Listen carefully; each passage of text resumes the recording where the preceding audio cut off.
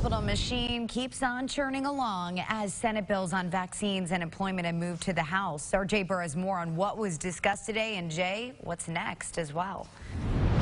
Well, like you said, it's a machine, and it is constantly churning along. A couple of Senate bills now in the House Public Health Committee this morning. One prohibiting coercion to take the COVID vaccine from anybody, with an emphasis really on employers here in Arkansas. Another one would provide exemptions to federal vaccine mandates. Now, much like in the Senate, Senator Blake Johnson's bill brought out a robust discussion on the employee and employer relationship and how this bill could potentially affect that. Now, while it had wide-ranging support in the Senate, there was a bit of a steeper hill to climb in the House for support. Many representatives concerned about the healthcare industry, especially if this bill were to become law, but others say this bill would protect people's rights to choose and allow them to stay employed.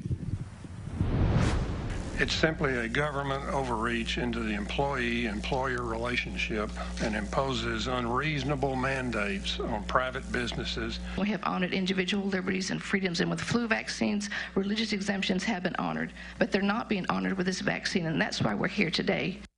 Now, that bill actually failed on a roll call vote, but can be brought before the committee one more time this session. Senator Kim Hammer's bill on creating exemptions from a federal mandate did pass through on a voice vote. Now, if you recall, Senator Hammer's bill would establish a couple of avenues for people to opt out of taking the vaccine. You can either take a weekly antigen test or provide proof of immunity through things like T-cell tests, things like that. That bill now heads to the full House for debate and vote. If it's passed through there, heads to the governor's desk for either his signature or potentially a veto. We'll keep you up to date on all the bills that are making their way through the Capitol. But for now, live from the state capitol, Jay Burr, KARK 4 News. All right, Jay, thank you.